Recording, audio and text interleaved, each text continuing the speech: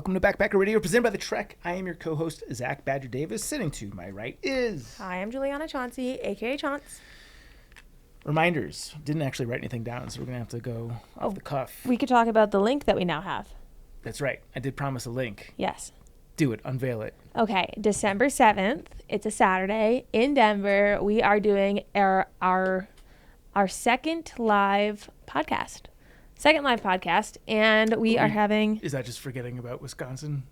Yeah. Yeah. Which is the right thing. Our second live Denver podcast. A second live podcast in Denver. People should ever be aware of. Yeah. Thanks for making sure that they were aware that these are the only two we've ever just done. Just saying, it wasn't fact-checking you, but it was. I went in Denver.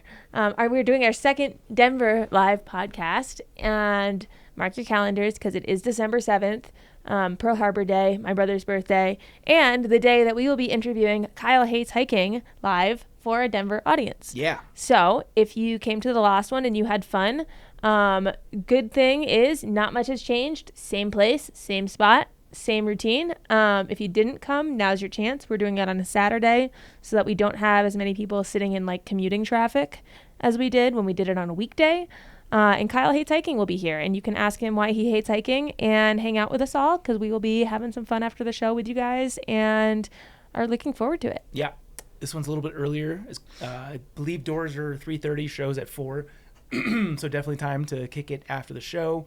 And we love this venue. The Skylark was awesome. And as soon as we were done with it, we're like, we have to do that again. This place is great. So hoping you guys can make it to that. And Kyle's going to have a super special unveiling for our live podcast. Yeah. I don't know how specific. I think it's mentioned in the description. That it's like a story of some sort? He'll be unveiling a unique, exclusive trail mystery on the podcast. So if you want to get a brand new trail mystery from the man himself, come to this show. Next up is, if you guys enjoy this podcast, we are very appreciative of your support on Patreon. We have been making a lot of effort to create some new exclusive content for y'all. We'll be doing something with our guests today, hopefully. And yeah, aiming for anywhere from 1 to 3 little bonuses per month. And I think being in New York will probably even exceed that. So head to patreon.com/backpackerradio if you want to support the show. You can do so for as little as $5 per month. I think that's it. Yeah. I have nothing on here. So. No, that works for me. Yeah. Sweet. Well, let's jump right into our interview with none other than legend John Z. We are joined by the man, the myth, the legend, John Z. He's an accomplished ultralight thru-hiker, YouTuber, and gear maker. In addition to the Triple Crown Trails, John has hiked the Arizona Trail, Colorado Trail, Great Divide Trail, Pacific Northwest Trail, amongst others. John Z, thank you so much for joining us here on Backpacker Radio. Yeah, thank you. John Z's not the trail name. I know that's just an abbreviation of your name, but do you go by John Z on trail? Yeah. No, has anyone tried to give you I have had name? a trail name. Yeah. In 2012 on the PCT, I was Carrot. Okay. Or like Sneaky Carrot or Donut Ninja Sneaky Carrot. But then in 2013 and 14, Carrot Quinn came around. I didn't want to be the other Carrot. Sure. So I was just John. And then I was wearing a hat, and I'm from Ohio, so people were calling me Farmer John. I'm like, I don't know. Yeah. Ohio people aren't just about corn and stuff. Like, no, that's my state, Illinois. Yeah. We mastered the corn. So tell me about your origin into the outdoors. Into the outdoors. Well, I did cross country in high school. I was very slow. I was, really slow. But we would sometimes do long runs. And I would just kind of sometimes pick a direction and just like charge through the woods. And then one year I got my wisdom teeth taken out, and the Tour de France was on TV, and I was just like in this delirious state. And it just looked so cool to ride your bike in beautiful places. And so I decided I want to ride my bike across the country. And so I did. Eventually, like after some failures, started like riding my bike all over. So the first entry into crazy endurance sports was on a bike, not on foot. Yeah, absolutely. Yeah. And I was into the distance stuff too. Like I did like double centuries on my bike tours and stuff, just like going all out, like riding my bike all day, because I didn't like lingering like in town or anything. Uh-huh. And I still don't. So, Yeah. yeah. Is it double century riding 200 miles? Yeah. That's cool. It's a cool word for it. Yeah, it is. And Yeah. over what time span are you doing a double Oh, like century? in a day. And then, yeah, I would try to like link up as many like centuries in a row as I could. Like when I like moved on bike from Ohio to Seattle, and I like was really proud that I got 11 in a row, like going through the plains, because I had like a side wind instead of a headwind. And like when you have not a headwind, you like gotta capitalize, Yeah. because headwinds in the plains is terrible. Yeah. I've Yeah. asked this to, I think, everyone who has extensive bike packing and backpacking experience. If you had to choose one for the rest of your life of the two sports, what are you going Oh, with? I've chosen hiking. Yeah. Yeah. Why? It's just so free. I did a lot of road cycling too, and so I didn't do any bike touring for like a decade, and then I did the coast for the third time and a couple of years ago, and it reaffirmed that hiking's the thing. Yeah. So And what year was this cross-country bike trip? the first one was 2010. Okay. I tried in 2008, but failed. What happened? Oh, I was young. I mean, it was just like I was lonely. I heard that my friends had a pool party, and I was like suffering. And there was ticks in my stuff, and like I couldn't get them out. I would spread all my stuff out in like a parking lot, go through it all, and then I'd be camping and there'd be ticks on me again. I just like Yeah, was that'd be losing game my over for mind. me. Yeah. Yeah. You should have started with that instead of the Yeah. pool party. Yeah. Well, yeah, it was Order a of combination of importance. factors. First step, pool party. I also like Second step, still get don't rid of have ticks. feeling in this finger from like improper. I rode like this instead of like that, you know. Huh. So I wasn't ready. Yeah. Yeah. My neighbor taught me recently that there's like a specific degree angle that you're supposed to have your brakes set at. I forget exactly what he said. Do you know what it is offhand? And maybe it's different for No, different types of just- bikes. I'm like school of hard knocks, I guess. I Okay. just kind of did it. Yeah. Yeah. So what led you to long distance backpacking? Oh, when I was riding to Seattle in 2011, I stopped. So right before Glacier, the day before, I found like a school bag on the side of the road, and I decided I was going to go backpacking for the like hike into a campsite for the first time, and it was amazing. And so, then I was living in Seattle, and I learned what the PCT was, and like left like a month later and rode my bike down to Mexico, and then walked back up. So. What do you mean you found a school bag on the side of the road in Glacier? Oh, like well, it wasn't in Glacier. It was like in the Montana Plains reservation area. But Like a kid's backpack? yeah, so that was my start with backpacking. With a kid's That and school the backpack. school backpack, and like I was a hammock camper back then, and I did sling a bike bag across my chest also, just like I don't know. Is this like a unicorn JanSport? It wasn't a JanSport, but similar. Yeah, it was like I don't even remember what it was.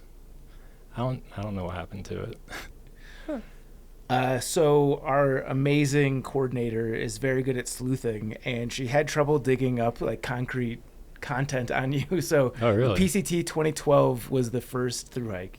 Yeah. Yeah. And yeah, I guess walk us through your gear, because obviously you're well known in the ultralight backpacking world.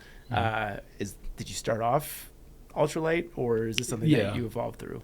Yeah, since I started with bike touring, I was almost like more ready for through hiking than like people had backpacked before, because I knew I just wanted to hike all day, or I guessed I would. And by that point, like when I moved across the country, I just had 2 little bike bags in front, and that was it. So I'd already pared it down a bit, and yeah, I like learned about Scott Williamson and stuff, and he inspired me. But I was pretty light. Do you remember Yeah. your big 5 from that first trip? Big 5. I thought it was big 3. So the I'm out of 5 the loop. includes the sleeping pad and then your footwear.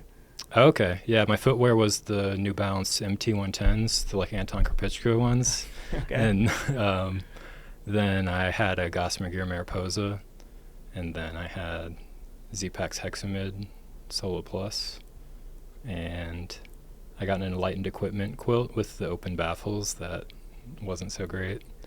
I didn't even know enlightened equipment was kicking in 2012. Did they start around that time? Yeah, that was pretty early with them. Huh. It was like their old design with like Caro. Yeah. Yeah, not the best. But and then I had the Gossamer Gear foam torso length pad thing. Where were Nightlight. where were you going to get intel on these cottage industry brands? Because I hiked the AT the year prior to you doing the PCT, and I'd never heard of any of these brands. Like, the way that I found out about gear was just going to REI, and the green vested guru would tell me what I needed for the most part. I had another thru-hiker, future guest, who also helped me tremendously.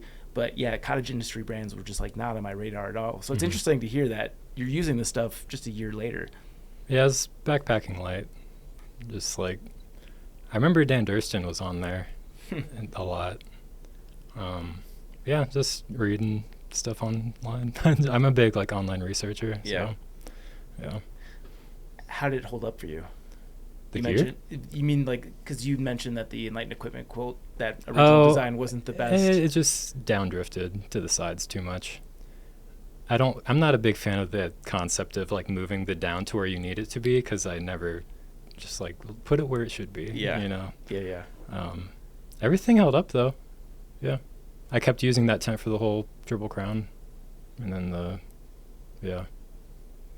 changed out the foam pad for smaller ones. Yeah. Was there a transition or an adjustment period getting used to doing a hike that was that long with consecutive days, or was it kind of just like doing bike packing but with a different medium? It was similar, except for I had to take it slow for my body to adjust, because my feet did hurt a lot.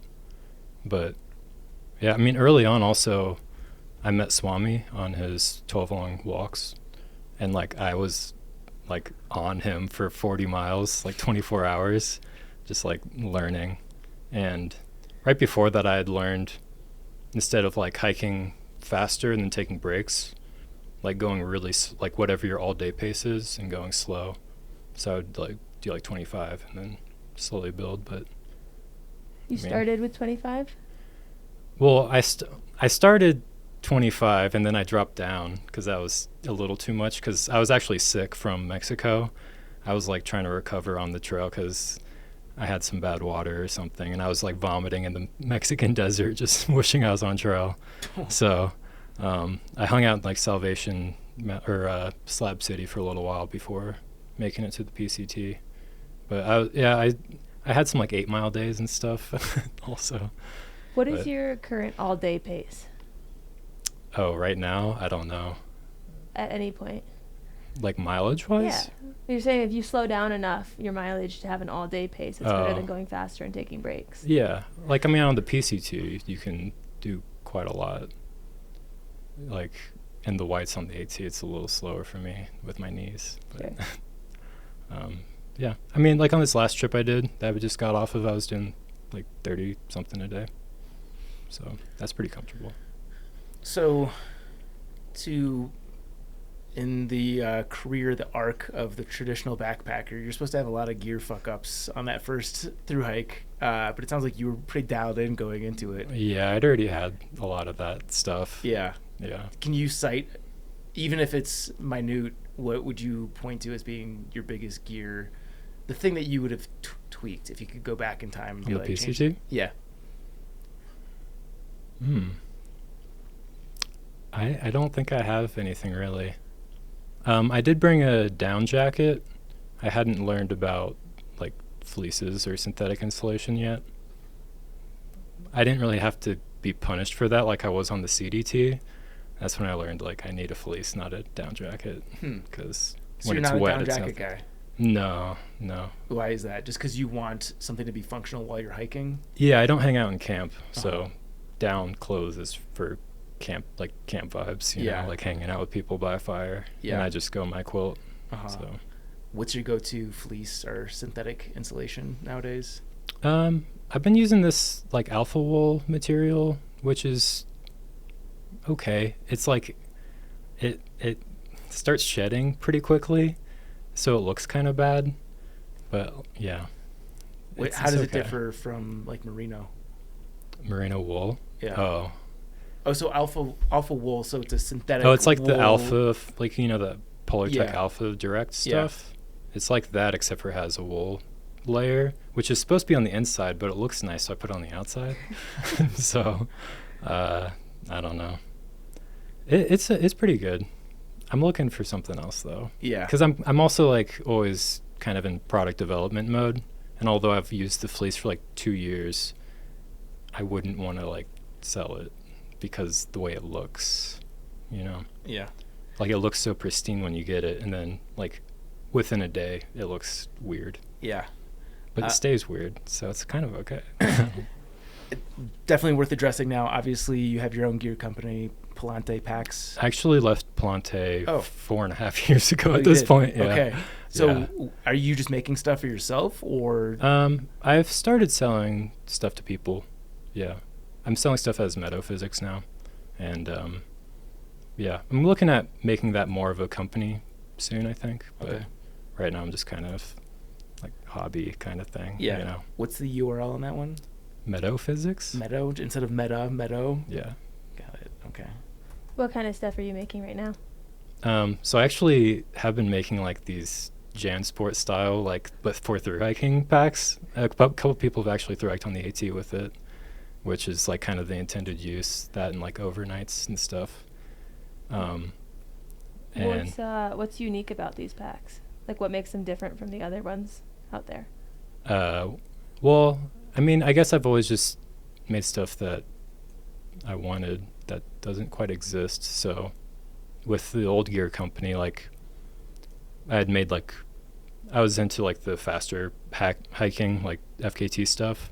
And there wasn't really any packs back then for that. Like whenever you get a pack, you immediately start cutting stuff off and all that. And then I also realized like the potential of the bottom for like having a pocket there. And so I had made a pack with like a bottom pocket, and then I had a friend who knew how to sew, and I was like, we should collaborate. And I was coming from like kind of a perspective of playing in a lot of bands growing up, so it just kind of felt like that. But then, yeah, I mean, bands break up, so. What was your instrument?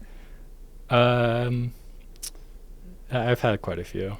I like piano the most right now, but in playing in bands, I like playing bass a lot. So, correct me if I'm wrong, but don't you compose your own music for your YouTube videos? Yeah. Yeah. Really? Every instrument? Yeah. Wow. Yeah. Well, I haven't always made everything. I've used my friend's music, and then I kind of ran out of it at a certain point. Yeah. And so I just started, using my own. Have you always been very artistic? No, I don't think so. I wasn't an artist. I was more of like a math kind of guy. Huh. Like I studied engineering in college. Yeah. Mechanical, but. Would you consider yourself an artist today? Yeah. Okay, I was going to say, if you're making your own music, you're making your own videos, you're designing your own gear, like that's art personified. Yeah. Yeah. So what was the inspiration for Palante for designing the first? You guys started with packs, right? Yes. What was the inspiration for that? Like, I know you'd mentioned the bottom pocket. You wanted to do something unique there. Is it really that simple, or? Yeah, it's just people weren't making stuff. Like now the market's so like oversaturated with that stuff, but back then like you couldn't buy a pack that didn't already not have a hip belt. That was kind of like a big like defining thing of like no hip belt allowed. But also just like having the integrated shoulder strap pockets wasn't really a thing yet. Like the Kumo kind of did that after I had come out with that. So it was really just serving an underserved market, and I thought it would be like we'd sell like 50 and be done and do something else. But yeah, it kind of became a whole another thing. Yeah. And so when you're on the PCT and it's your first hike, what, like, is it as obviously it's not as crowded as it is today, there's less people, but what kind of condensement, what kind of level of people are you seeing throughout the desert portion? Is it bubbles forming, or is it like as if you were to do a trail southbound now? Oh, it wasn't like a ghost town or anything. Desert was definitely, there was people around. I did start pretty early. That was back when they still had the PCT trail days. So I was planning on starting then, but then I got sick in Mexico. And so I started April 15th or so. And so I started early, but then I also finished early. And so I didn't see like a thru-hiker northbound for like over 1,000 miles. Oh, wow. Like up north more. Because it was also a weird snow year where the Sierra was low, but then the Cascades, there was tons of snow. And like, yeah, it was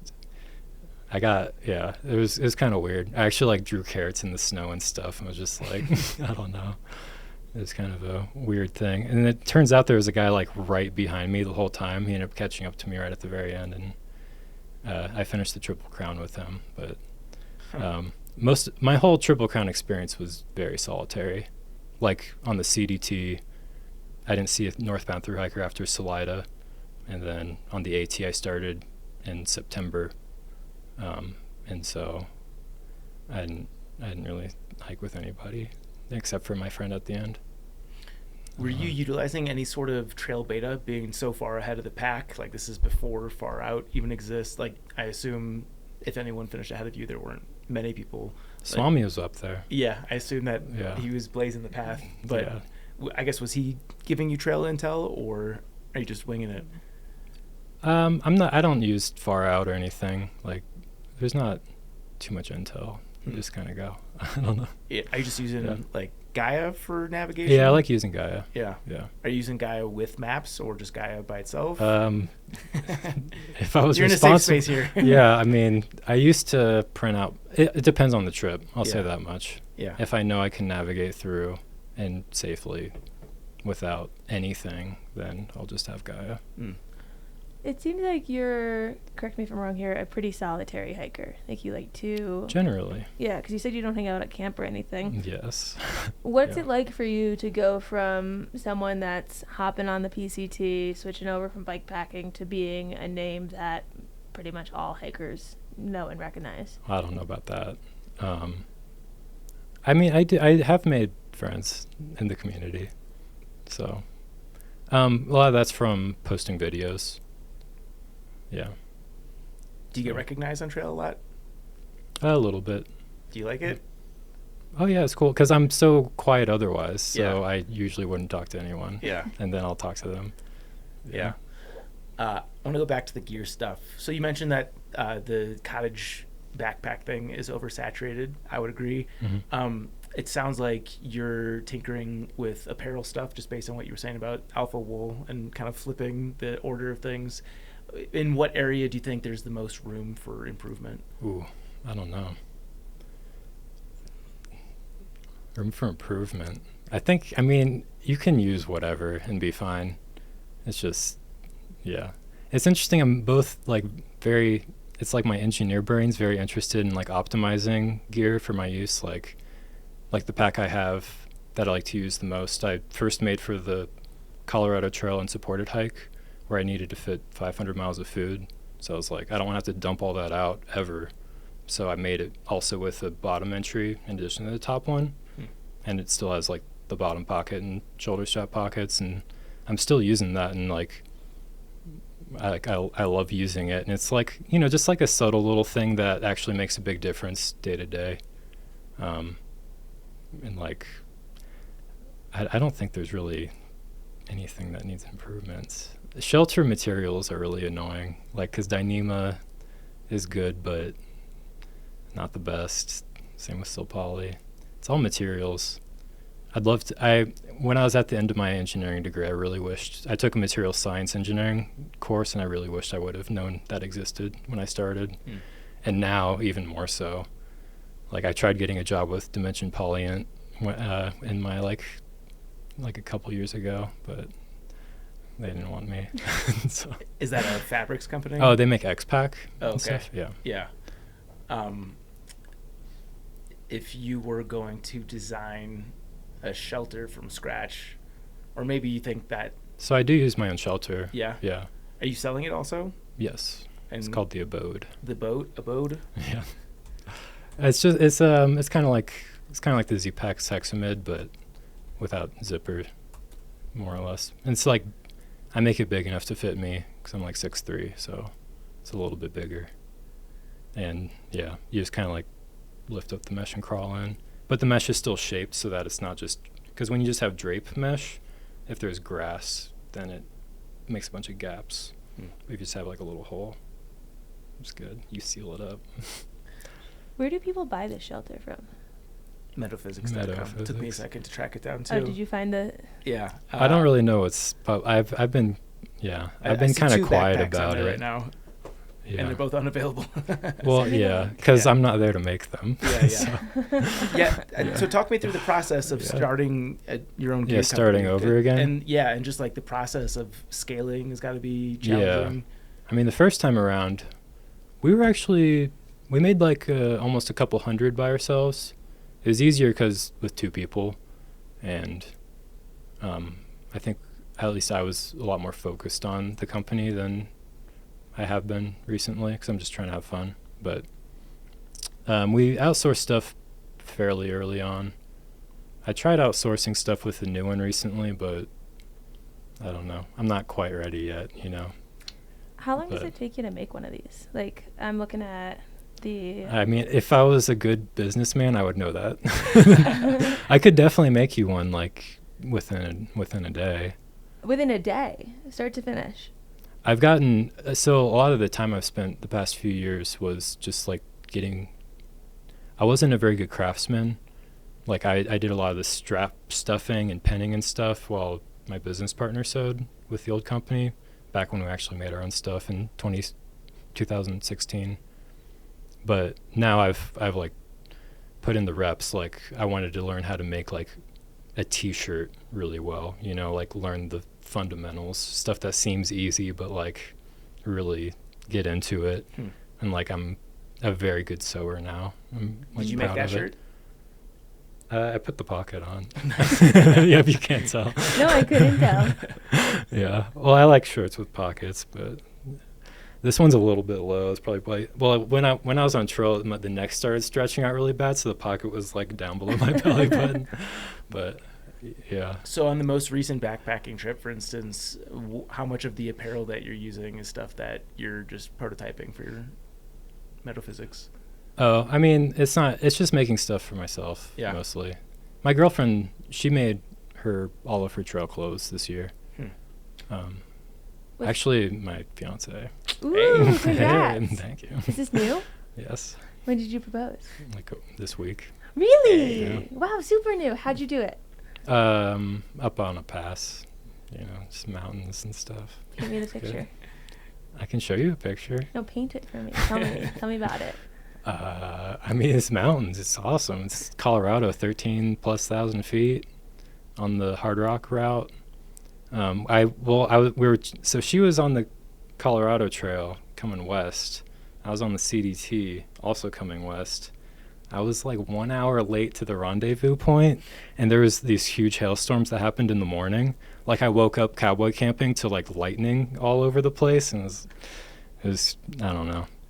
I like cowboy camping, but not when there's lightning and hail. Yeah. And she ended up bailing because she got there early, and so she didn't wait for me where I wanted it, and I was like getting trail weird, and it was all moody. It's like, why wouldn't she wait for me? And then we like got on our own little trip, and set up the camera to like take a picture, and she's like, oh wow, this is one for the wall, like this should be on our Christmas card.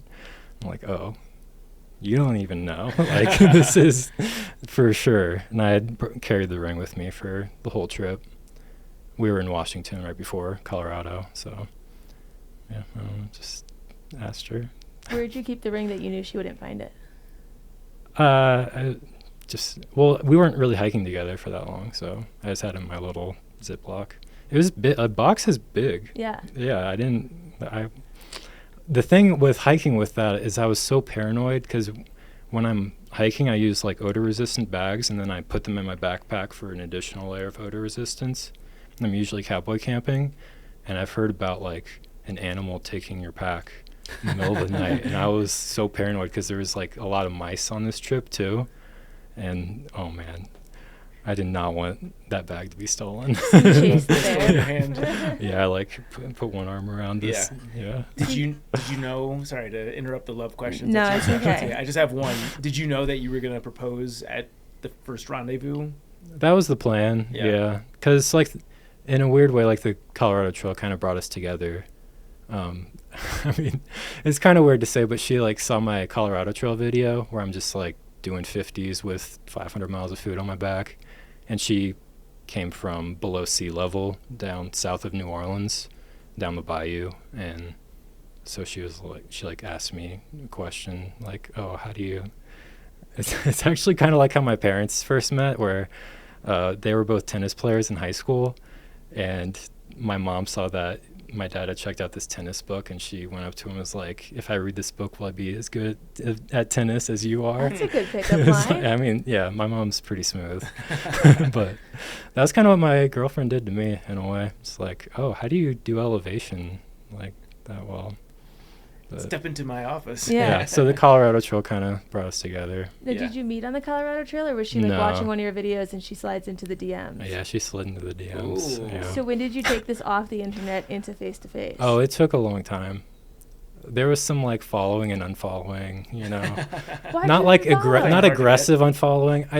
I'd never met this person. Just a cute girl who sent me a message once, like, you know. But then she slid back in. How'd she rekindle it? She just talked to me about another video I posted. She just needed more like help. 2 years later. Yeah. So when is the first meet? Where's the first meetup happening? In Georgia, we went to the Roan Highlands right after being in Atlanta for a little bit. I mean, I knew I was going to marry her. Really? Yeah. Why? It's been 5.5 years since then, but yeah, we didn't rush into it. You just know. I You don't knew know. before you had met her, or just... No, after we met. Yeah. Yeah. Yeah, I was pretty confident. Yeah. What'd she But do? then, you know, there's been a lot of like ups and downs and stuff. So thinking about if I would have proposed back then, like it would have been romantic in a way, but like, yeah, it's not as meaningful, you know. Anyways. Does she do as much hiking as you do, or is she? Not quite. Yeah. How do you juggle a relationship with all the hiking? I don't hike as much as I'd like, I guess. I don't like that much. It's not that big of a deal. I mean, like, also, my trips are pretty short. Like, even doing the PCT now is, like, a couple months. So it's not that long. So The full PCT is a couple months? and a half. Yeah. Like, I did it in You 21. did it in 3.5. Less. Yes, and that was as fast as I could have possibly gone. So, Yeah.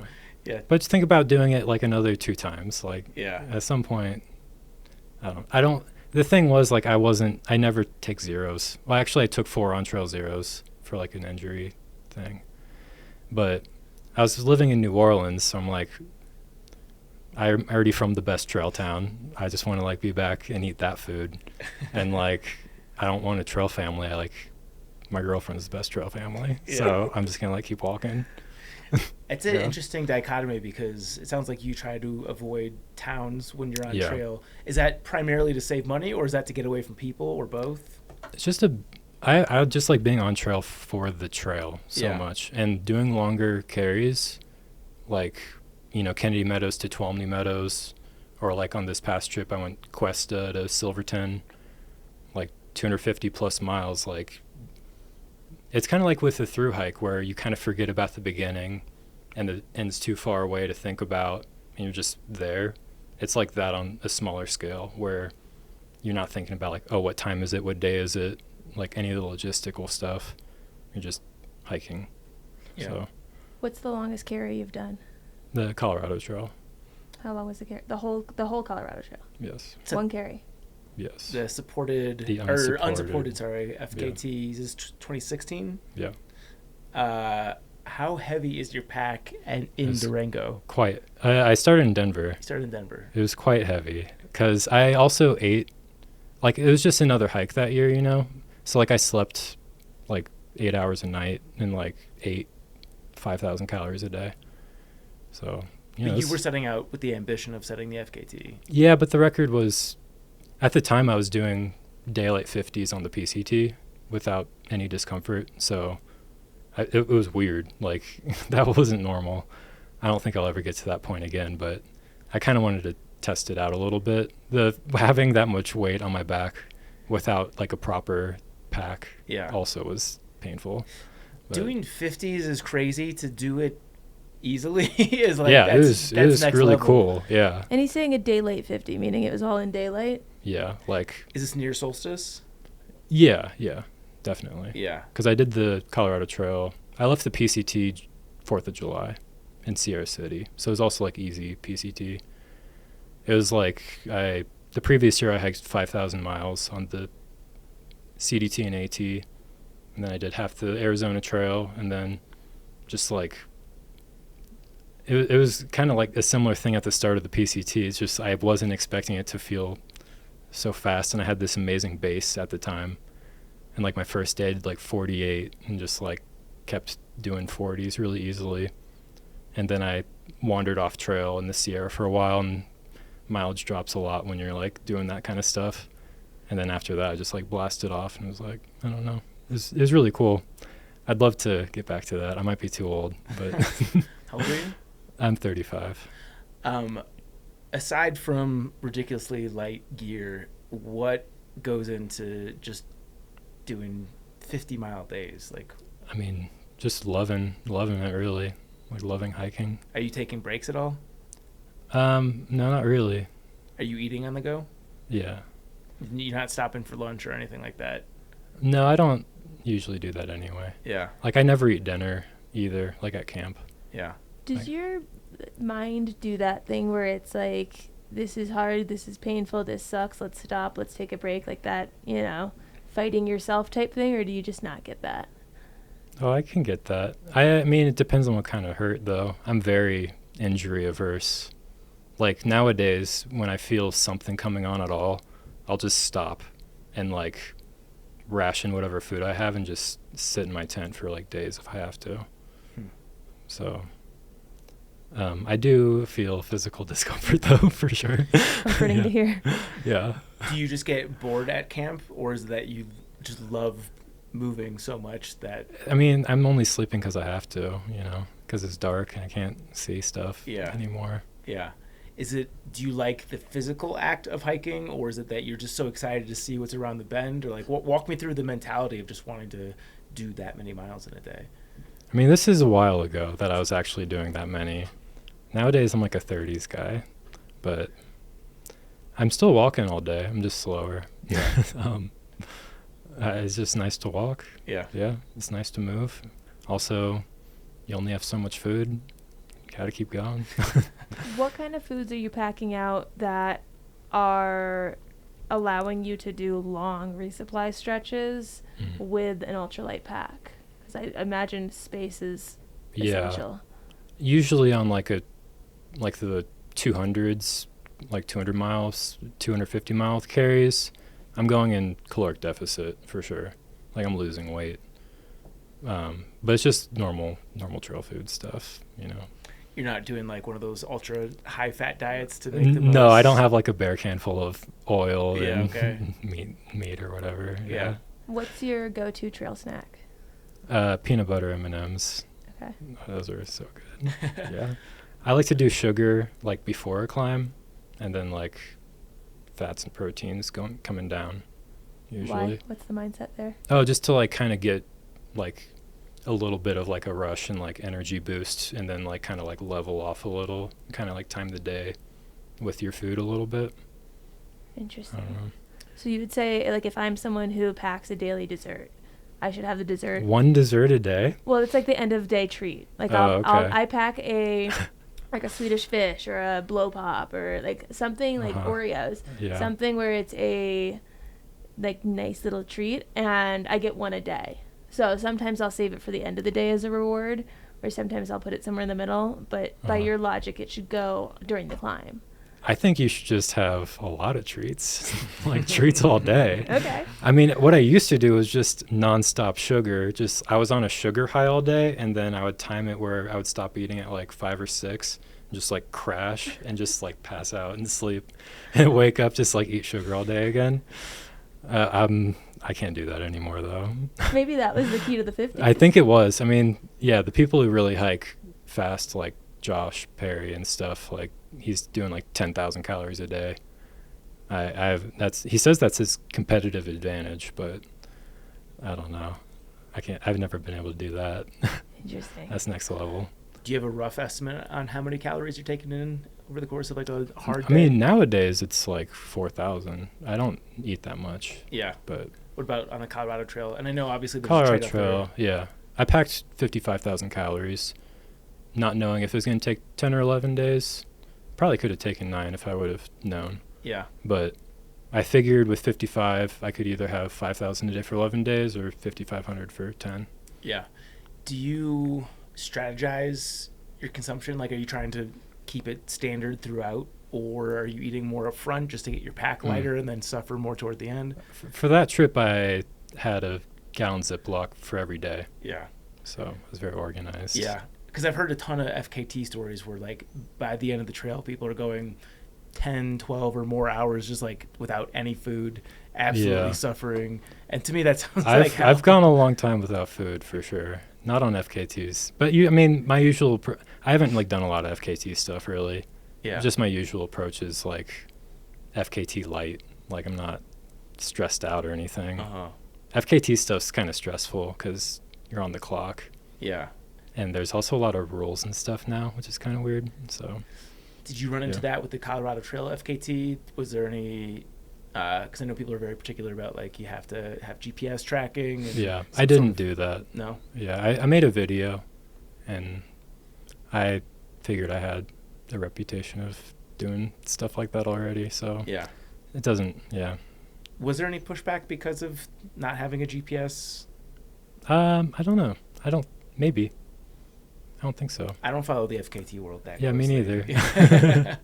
Yeah, it's kind of like, yeah, it's all a little bit samey at a point. Yeah. So how heavy is your pack in Denver? I mean, 55,000 calories is a lot. Yeah. So it was definitely over 40. You didn't weigh it? No. And But- you're cowboy camping that entire hike? No, I had a shelter. I just had all my normal hiking gear. Okay. Like right after that, I hitchhiked from Durango back to the High Sierra and just like wandered around up Just a there. quick little fun Wandered side. around up there without a map and like, I don't know. That was pretty cool. Were but- you wrecked after that? No, I did it pretty sustainably. Yeah. Yeah. Like I slept quite a lot. I think my least amount of sleep one night was like 6 hours. But yeah. Huh. The thing is when you suffer, like I feel like I mean, I'm not one to speak because I don't have a lot of records or anything, but I think a lot of people will go into this spiral where like if they don't make their mileage, then they'll go into their sleep and then they won't sleep enough and then they'll be like going slow. Instead, like I just want to sleep a lot, hike fast, feel good. Like it's like it feels like the proper way to do it, but when the records get harder, I guess you have to suffer a little more. But I don't know. So what other FKTs have you done or Oh, attempted? I've attempted. They were all not even close. Yeah, Just the completely wrong mindset. because you're not willing to go into the absolute sufferfest? I think I just didn't. Yeah, I don't know. The PCT, I did like a training hike for it in Northern California, and it was really cold. And I went to the desert in mid-June, and like had a seriously bad time with like vomiting and Whoa. going into like shaking and like kind of crazy little stuff like that. Yeah, like actual heat exhaustion. Actual heat exhaustion, borderline like getting into worse territory. Did you have to And then- hit an SOS button or? No, I don't bring anything for that. I'm kind of anti SOS button. So, Why is that? because I think that we're capable, and if you make a mistake, you need to figure it out. I don't know. It's like the whole we're being self-reliant. You know, backpacking's very self-reliant. So, I did restart, but by that time, I don't know. I just wasn't feeling it. Yeah. So, but I had a lot more. I felt like I had more pressure back then to make a trip more. I don't know. My old business partner like kind of looks down on like hiking as being very pedestrian. And so I felt like I had to prove myself probably in retrospect. So I don't know. In order to like earn a trip, I kind of had to like try to go and do something Hardcore. gnarly. Yeah. When you bring up that, like, if you put yourself into a pickle, you've got to find your way out of it. What would you say are some of the biggest pickles you've ever found yourself in, and how did you get yourself out? I'm nothing too crazy.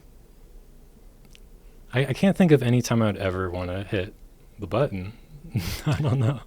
Any worse situations than heat exhaustion? Well, with the heat exhaustion, it was like I knew that I was going to be passing roads pretty frequently. Yeah. So it was never at a point where I was so isolated that I couldn't extract myself. Yeah.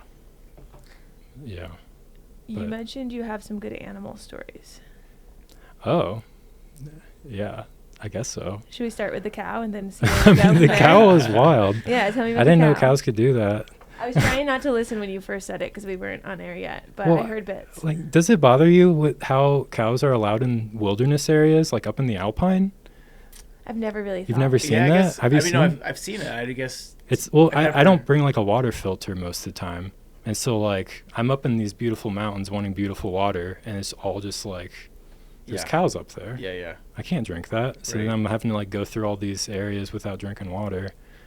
Anyways, I'd been doing that all day, the previous day through the South San Juans, and then I just like reached these cows, in the morning, and I was already like, I didn't have enough electrolytes. I hadn't had a good chance to eat all my beans because I started the section without having water for like 50 miles, so I couldn't like soak them.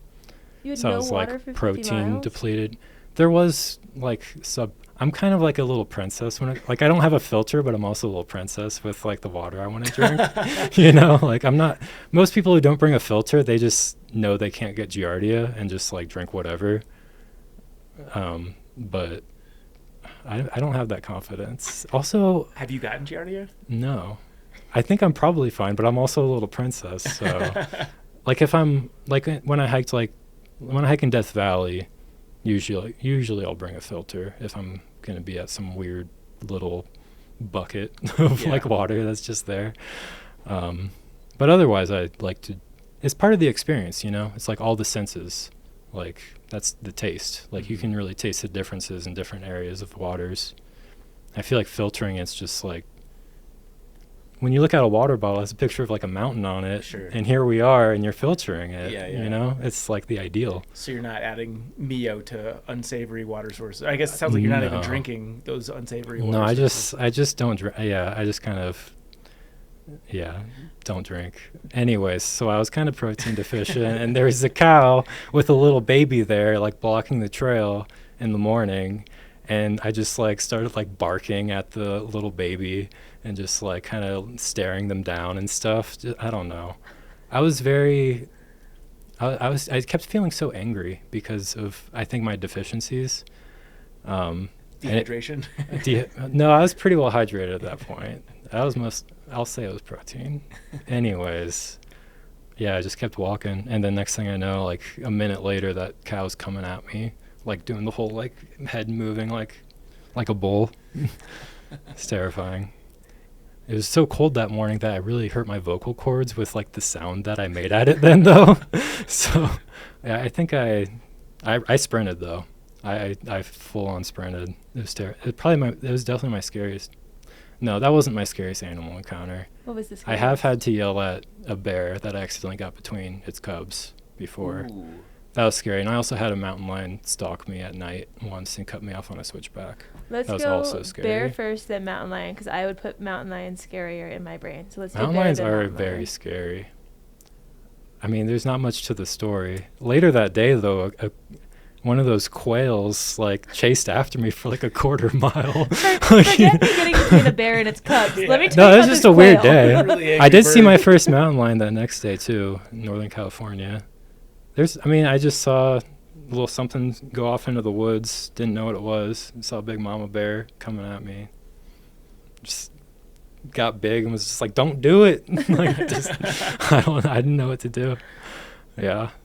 The mountain lion, similar thing, just like found a huge stick and was just like, yeah, I get angry. Is it like following you up the switchback, the mountain lion, in the daylight, or is this night? It was night. Ironically, this was like in my build up to the PCT where I was training a bit, and I hate night hiking. I'm like really afraid by it.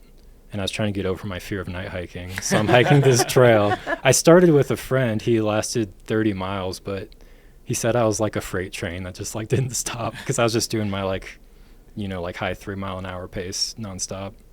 High 3 mile per hour? Yeah. You're doing like 3.7, 3.8?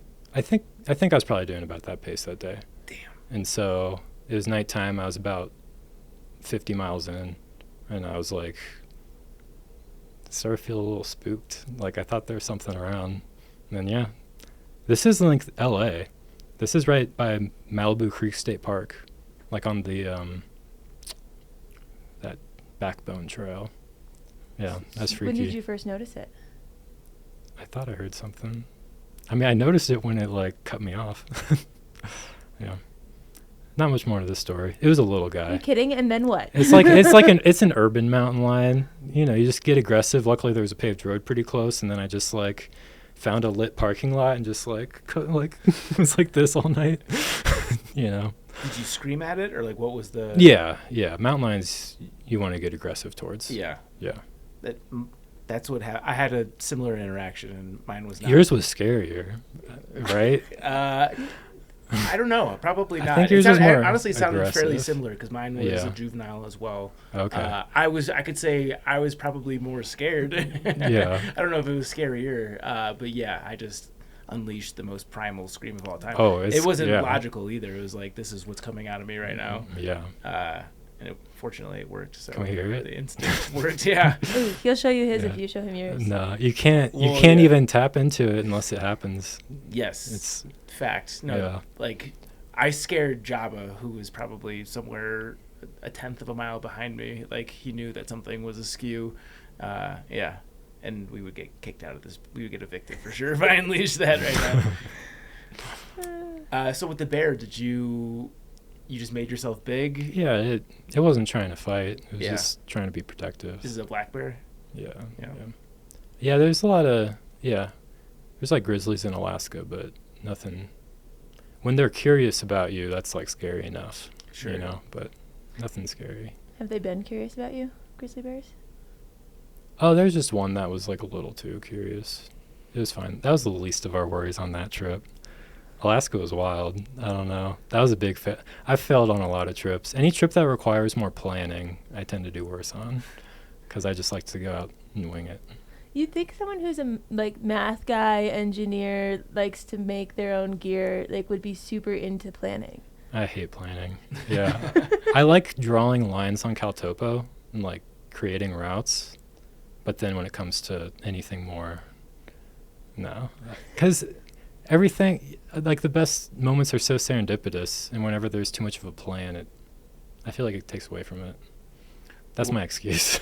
So what was the specific shortcoming in the planning or logistics for the Alaska hike? Oh, I tried to make 2 of our pack rafts, and I didn't realize how long it was going to take, so I pulled 3 all-nighters in a row trying to fix them or make them.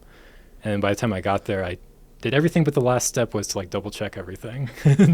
So there were some leaks, and I spent a lot of time trying to fix those leaks out in the field, but we only had 1 pack raft for 3 people. And also the water level was crazy. So even if we had pack rafts, I can't imagine going down those glacial outflows. So we got swept by a gold miners camp, and they helped us out. But after that, we started crossing on top of the glaciers. That was pretty wild. Have you made pack rafts prior to this? No, but I was interested in the heat welding process because that's how you, I feel like a lot of beginners always ask, is your pack waterproof? And it's hard to say yes to that when you're sewing it. But when you heat weld it, you can actually make waterproof packs, like Ortlia panniers and stuff. So I was very curious in learning heat welding to then maybe apply to backpacks. And I learned a lot, but I started too late. So I'm Yeah. noticing a very consistent theme here about self-sufficiency. You like to do everything yourself and rely on outside technology as little as possible. Is that a fair assessment? It's fun to learn things. Yeah. Because, like, even I'd love to drill down deeper in your aversion or preference to not use a water filter. Is that to save weight? Is that because It's vibes. just vibes? It's senses. Yeah. I'm getting more into the smells and everything too now. Like, definitely big views at first. I think because, like, on bike touring, it was all view, and, like, you don't want to, like, smell too much, like, because there's a lot of roadkill and fumes. So I think, yeah, as I've gone on, just, like, getting into the, like, touching stuff and smelling, like, that's what I'm really into with hiking these days more so. Like, I started drinking, like, getting into tea. Tea is it invokes so many senses and, like, memories from, like, backpacking trips.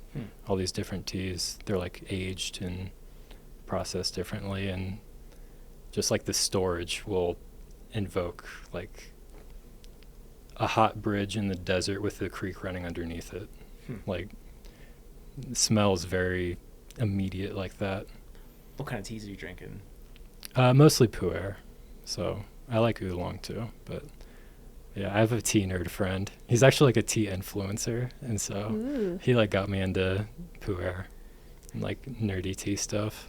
It's one of the higher caffeinated teas, right? Or there's something... Well, so at first, tea's wild. As it ages, the chemical composition changes because it's fermenting. And so actually you get a lot more L-theanine, which is the calming chemical. And a lot of times the caffeine will decrease. So you can like have borderline like psychedelic experiences on the right tea. So if it ferments long enough, it's more L-theanine than caffeine, and you're just like... Generally, I mean, I'm no expert. There's a Yeah. lot more chemicals than just those two also. But Doesn't pu'ers, don't they ferment? What's the word? That's what he just Ferment. said. Fast. I know.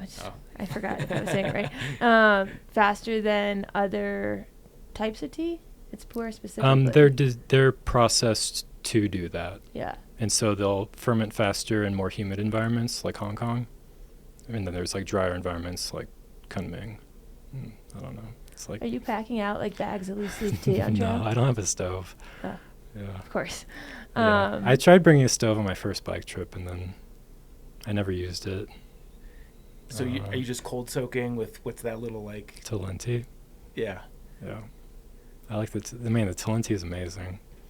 It's way better than like using old Nutella jars and stuff like I used to. Yeah.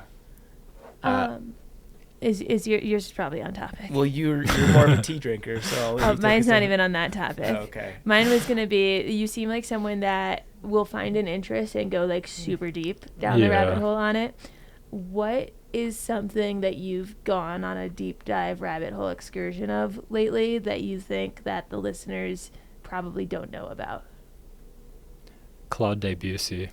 I took piano lessons for like over a decade growing up, and I recently got a piano again, like a real one, and it's been amazing. And somehow I got caught on Debussy, or if that's how you even pronounce it. It's French like Impressionism, but it's like this interesting transition point between like the more like classical like prancy kind of stuff and like very ethereal almost. Like it's been like a weird like connection I've almost like built with it. I got this book of all of his pieces between like 1895 and 1905, somewhere around there, and I'm just like learning the whole book is the goal. And he's a great guy. He did Clair de Lune, which is the famous one. But so I'm curious, as somebody who clearly loves music, but also loves the senses that come out through backpacking, are you ever listening to music on trail? a little bit, yeah. I mean, podcasts are good for when you're lonely, but music's good for going fast. So if I want to make some miles, or if I'm like feeling sluggish on an uphill, I'll like put on something. Yeah. Yeah. Do you have a go-to uphill playlist or album or band? I really like Chiasmos. They're this Icelandic. One guy's this famous keyboard player, does a lot of like ambient stuff, and the other guy's just like a club guy, and they like combined, and so it's like both like driving, but also kind of like a little bit naturey, like ambient kind of feeling. What's their top song? I just listen to the albums. I'm not sure. Sorry. That's okay. I like them though. And then John Hopkins, he's another electronic guy. That's just for like fast hiking though. Yeah. You mentioned podcasts when you're lonely. What do you listen to? I mean, on this trip, in order to prepare myself a little bit, I listened to a little backpacker Wow. radio. Usually, I mean, the trail show, rest in peace. It's hard for me to listen to them outside of trail, but on trail, like, that's a good time. Which one did you choose? What? Podcast episode. Moondog, Ah. skateboarding, because I learned how to skateboard a few years ago to maybe tackle the Buckeye Trail in a way that I could meant to like sanely do. Skateboarding's fun though. And then the guy that did I saw Buck 30 out on the Four Corners loop, and so I listened to the guy who made the Four Corners loop episode.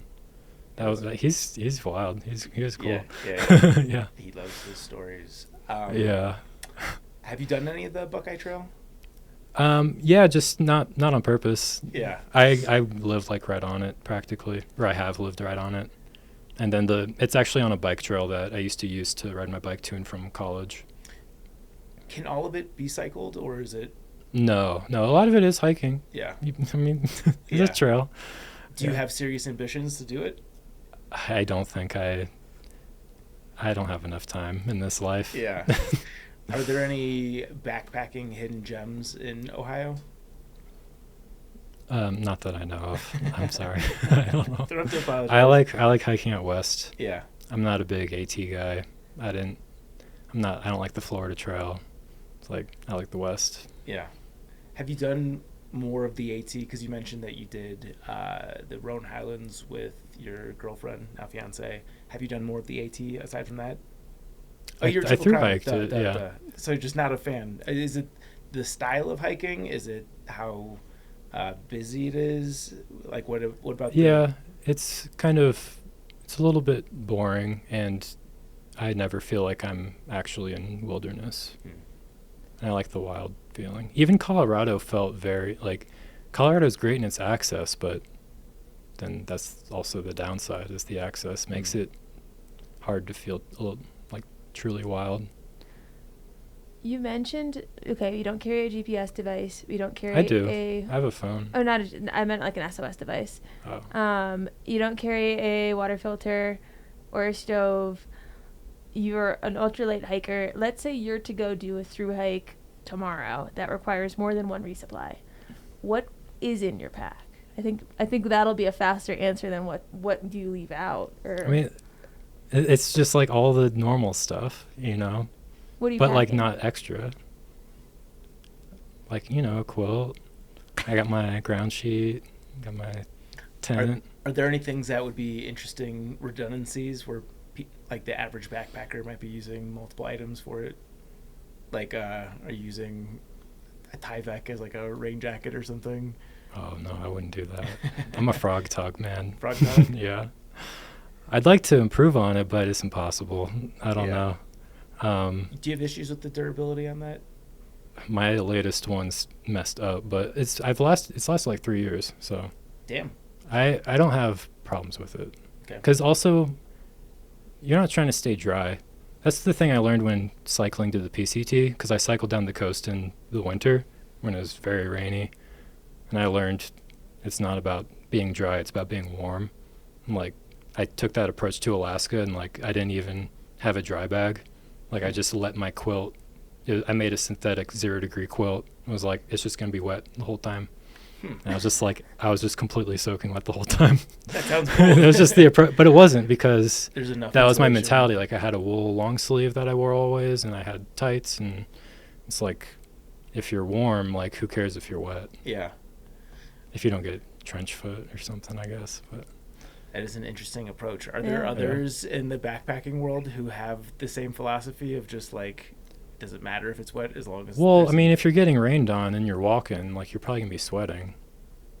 Yeah. It's hard to imagine not having that mentality. Part I understand, but the not letting your quilt get... Well, that was an extreme trip. That needed extreme. It just seemed like such a pain to try and keep anything dry. Yeah. I kind of knew it was going to rain the whole time.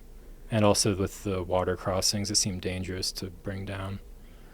Okay, talking about like rain, it's not about staying dry, it's about staying warm.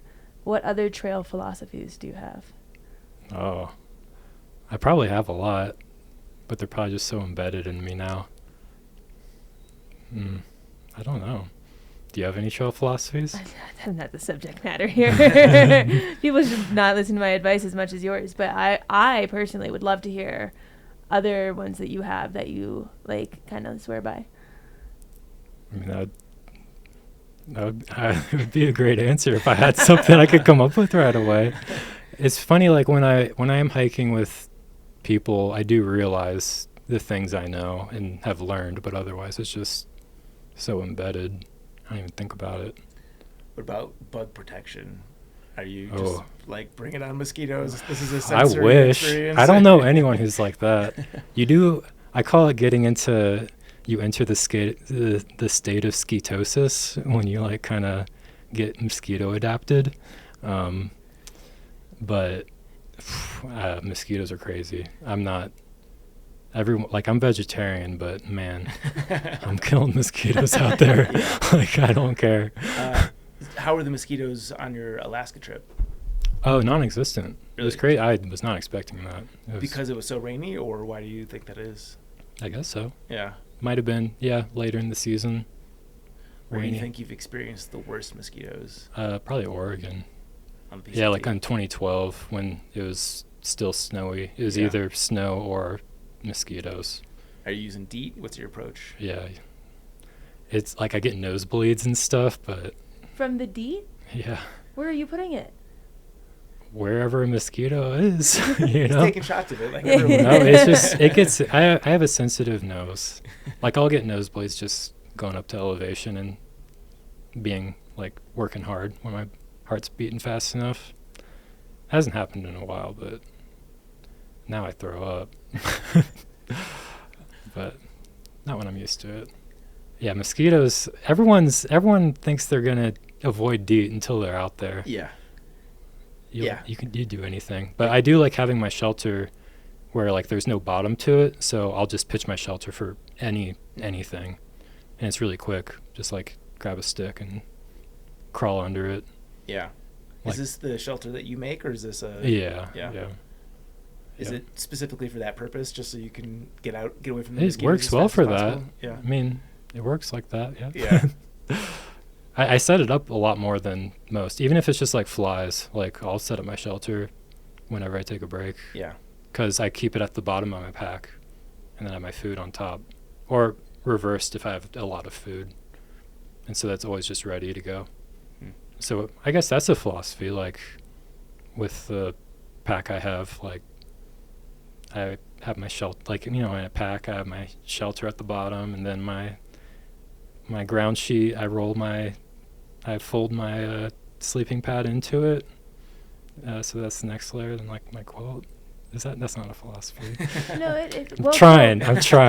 So my ground sheet, I always never want touching other things, because I feel like when you get a layer of that leaf dirt crust at the bottom of it, like, you can't clean it off fully, especially if it gets a little wet on the bottom. Yeah. But you're putting it with your sleeping pad. Yeah, I'm dirty. Usually I'll fold in half first and then... Okay, and then like roll. dirty side in. Dirty side out. Oh. And the sleeping pad otherwise is you would inside just or accumulate outside? more dirt over time. Sure. The sleeping pad inside. Okay, like a little hot dog. Yeah, and then your sleeping pad stays dry when it rains. In your pack or outside of your pack? This is in the pack. I'm not a dangler. I'm Okay. everything inside. And that goes at the tent is at the bottom, and then the sleeping pad, Tyvek ground sheet, whatever it is, Yeah. hot dog, and then And kind of like quilt generally around there. That's not really a good philosophy. no dry bag. Oh, yeah. Yeah, that's the thing. I don't use dry bags. Although I did grab one I heard you had to swim across the Rio Grande. And so I tried to make everything pretty waterproof for that.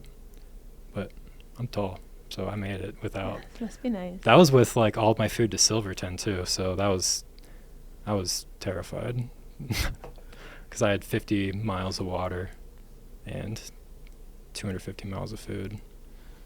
I'm In sure the Rio Grande. it varies depending on what you're doing, but like what's the median literage of a pack that you're using? Oh, I don't know. 30 maybe? I'm not sure. Yeah. For reference, the 35? Kumo's 36 and like Probably like a Kumo. Okay. I mean, pack size. I've measured liters and stuff, and I don't know. You don't think it's I mean, you would know, so I'm curious to get your take. Is it not an exact science? Like, how do they come up There is an exact science. There's a scientific standard for Okay. it, but it requires you to buy these very particular balls and a very particular cylinder and press. But the balls it adds up quick, and it's like multi-$1,000s to properly do it, because they want it so that, we just use ping pong balls, and now it's just like, now you kind of have to reference the other packs too, because if everyone's different, you kind of have to like, the idea is just to communicate the size to somebody. Sure. So I usually just say like the dimensions. I like to have a pack that's like between 10.5 and 11 inches wide, and between like 5.5 and 6 inches deep, and then like, a couple feet tall. Shorter torso, like I use like an 18-inch torso usually. Yeah. Because with the bottom pocket, you want the pack to be a little higher, so it's not like right into your butt. Are you ever using a pack with any sort of frame system? Very rarely. Like on the Colorado Trail, were you totally frameless? No, yeah, that was frameless. That was an 18-inch torso too, so I was like basically hip beltless too. I tried loosening the straps up enough, but I reached the webbing, Yeah, that's got to pull so much. Yeah, it wasn't there. I was kind of dealing with that on this trip too, but I did try to. I always run out of time. I'm always like pulling all-nighters right before leaving, trying to like finish. Like I'll make my pack like the day before usually a trip. For the Death Valley loop, I really wanted a frame for that, and I'm sad I didn't make it in time, because that was a big carry. That trip was pretty sweet. Tell us about the Death Valley loop. Oh, it was a route that was a loop around Death Valley, about 300 miles. There's like the main Death Valley, and there's these mountain ranges around it, and so just did all of them, and did it. I don't hitchhike really, so I wanted to make sure you didn't have to hitchhike and didn't have to like do any weird stuff for resupply or like cache, because we didn't have cars. I did it with Josh, and yeah, it was cool. Death Valley's wild. It's so big. It's like actually kind of scary when I like am out there and like looking around, because there's so much out there. Is like this the most following massive place. What is it, Badwater track at all? No, Badwater's on a road. Okay. And then the lowest to highest, that's a different route too. That just goes across, so you're kind of crossing over the ranges. This one, it was a lot of slot canyons and ridge lines and just like the coolest stuff in the park basically, and then try and like get water. All the water sources were really reliable, and they're every like 40 miles or so. And like Death Valley, like, I don't know, the mileage is different out there. It's like it wears on you being out there. What sorts of temperatures are you seeing? Oh, that one was less than 100 for sure. It wasn't that was in April. We had it was right when the snow was finally disappearing from the Panamint Ridge, because it's like 11,000 feet, and then 15 miles over you're below sea level. So it's very extreme. They say that there's a flower blooming every day of the year in Death Valley, somewhere in the park. Huh. Yeah. That's a good saying. Yeah. But yeah, we started with 10 days of food and 10 liters of water, so it was a lot. That was a big carry. Yeah. Are you on trail at Yeah. all for that, or is that all route? There's a little bit of trail, a little bit of road, a lot of just walking. Yeah. It's so open. That's what makes desert routes so good, because it's hard to make routes where it's not just completely wide open, Yeah. because you're just bushwhacking. Nowadays, are you more drawn toward trail or route? I like it both. Yeah. Like last year I finished up my 3rd PCT hike, and PCT is awesome. I just hiked on the CDT for a while, and that was fun.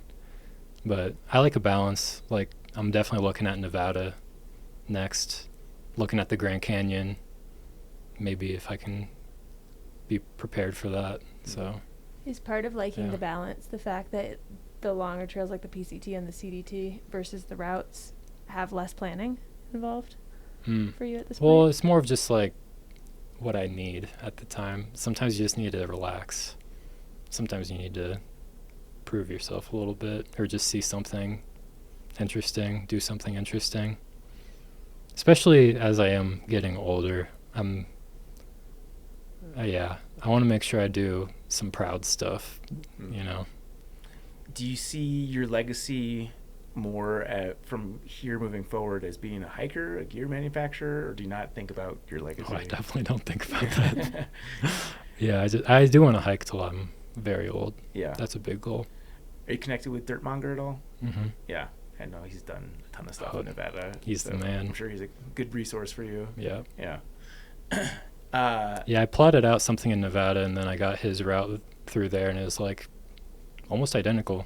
There's like certain logical ways where that always happens whenever people make their own routes. That happened with the Four Corners Loop route, where it kind of like followed some of the northern New Mexico loop a little bit. Just there's certain ways. Like when I've wandered off trail in the Sierra without a map, and I ended up doing a lot of the Sierra High route without even meaning to. It was just like, which pass looks right? I don't know. In the realm of people who make routes, like you make routes, Dirtmonger makes routes, Skirka makes routes, people make routes, is there ever any like, oh, I just made this cool route that went from here to here? No, my route went from there to there. You know, like, is there any, well, actually, that was my route first type of behavior that you pick up on? That sounds kind of gossipy. I don't know. Yeah, I'm wondering. Sounds if like more of a there's any. Skirka thing, maybe. Really, is he a gossip? No, he's not a gossip. He just will release trail information from other sources, I guess, sometimes. Tell me I'm about not the sure Great story. Divide Trail. Oh, Great Divide Trail is so beautiful. It's been a while since I've been out there. That's one of the trails I'd like to revisit, though. I mean, have you been to Glacier National Park? I have not. Really? Yeah. Oh my God, Zach. I think we had this conversation recently. It always And that was surprises It's the Exactly. best me. national park. Yeah. You should go there. I've never It's been in awesome. the state of Montana. What? Yeah. We're so close to it. Yeah, you are really close. I'm breaking the seal here in Yeah. a month, so. Bozeman road trip 2025. Yeah, I'd be down for sure. Yeah. Yeah, Great Divide Trail. Sorry. It's like Glacier, just like Continued. extended. Yeah, Yeah. it's awesome. Yeah. Yeah. I don't know. The ending, there's a lot of choices for the ending on that one, which is kind of cool.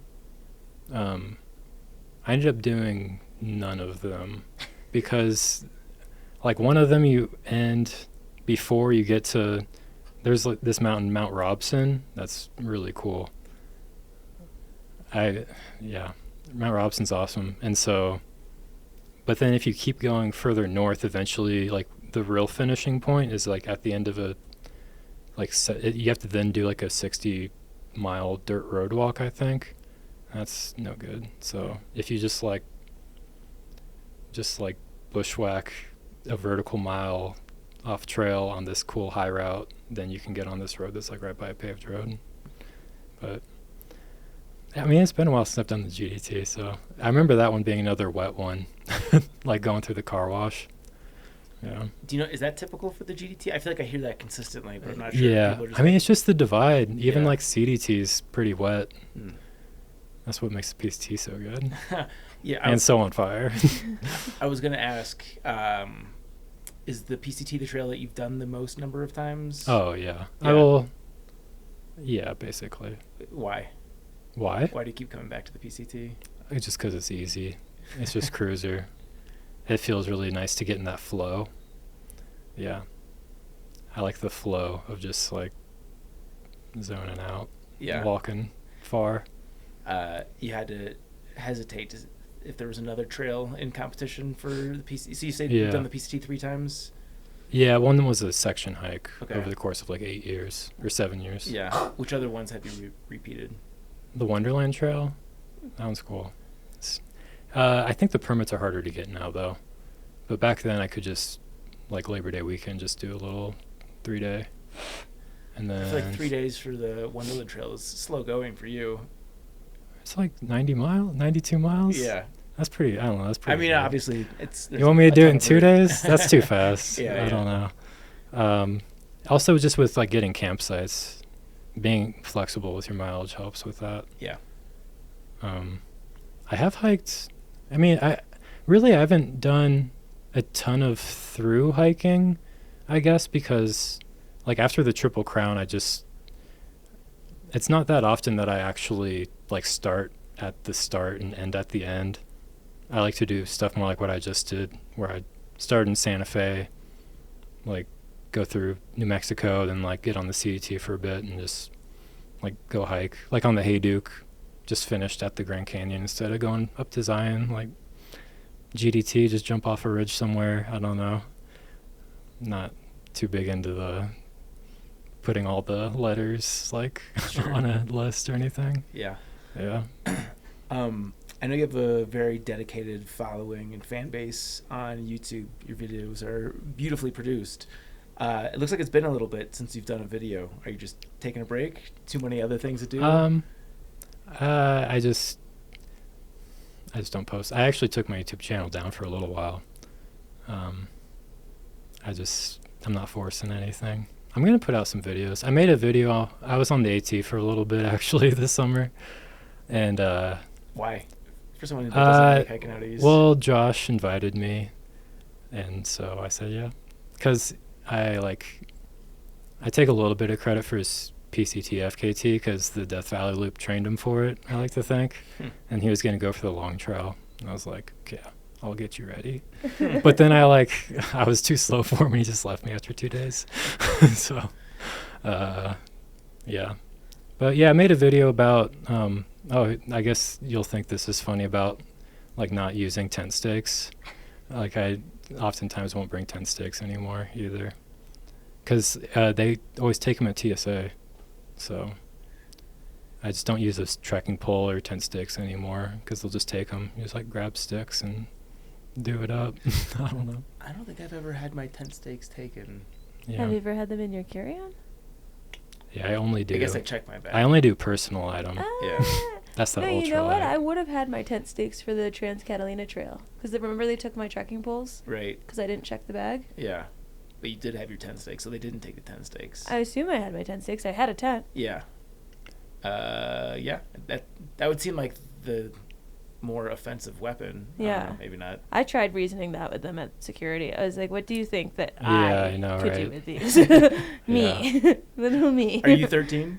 Yeah, exactly. Actually, it was 12 or under. I Nice. think I get it right. I went through security on our last backpacker radio trip, and they take flying pills to not freak the fuck out. Mhm. And I will have a beer or several in the airport to help. They say not to combine them. I find it helps. And Yeah. I was in such a zone out state that I went through security with my shoes on. I put all my stuff through the checked stuff or through the scanner. And when I was in the machine with my hands up, the woman looked at me. She's like, "Excuse me, sweetie." She goes, "Are you 12 or under?" Oh my gosh. And I was like, "I'm flattered, but no." And she was like, "Oh, well, then you need to take your shoes off." And I was like, "Oh shit." Yeah.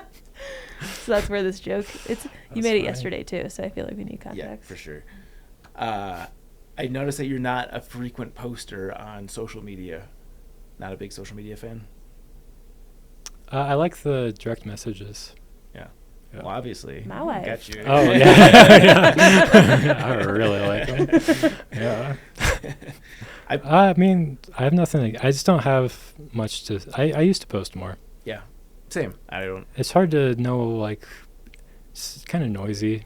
I don't like I don't do TikTok. I don't know. I'm a little old in that way, but I like watching YouTube. Yeah. I don't know. I make videos too and just like share them with my family. But yeah. What prompted you to briefly take down your YouTube? I like took everything off. It was also around the time I left the gear company. Just didn't want anyone to look at me anymore. Because it was all kind of, I wasn't trying to like get a following, you know. It all kind of happened. I didn't really want it to happen anymore. But it's good though. I like having it because it connects me with people that are like-minded. And also I like making videos. I've made them since middle school. Like, yeah. Is that what prompted you to put it back? What prompted me to put it back? I guess I put it back up after I did the PCT again. Somewhere around that time. Just, I got a lot of messages from people who wanted to see them. I was like, at that point I didn't have a good enough reason anymore because I was feeling okay. So, just put them back up. I don't know. Wasn't that big of a deal. You mentioned Alpha earlier. I'm curious, what apparel fabrics are you excited about right now? I don't know apparel fabrics very well. Okay. Yeah, I'm still pretty big into backpacks. Yeah. And when it comes to fabrics in general, the old trusty stuff is always good, you know. I'd like to get my hands on some nice wool and stuff like that. And with packs, like just using ripstop nylons, like ripstop nylon's awesome. All the new laminates always end up having all this hype, and then they always have all these drawbacks. And then I just kind of go back to nylon ripstop again. Yeah. Are you hiking with merino as a base layer most often? No, I don't have any wool actually. Oh, really? But I'm curious about it. Yeah. I guess my fleece has some wool on it. Yeah. But for somebody that likes to tinker with stuff, I'm surprised that you haven't, because like merino obviously is super popular with the backpacking crowd. yeah. Where do you get it though?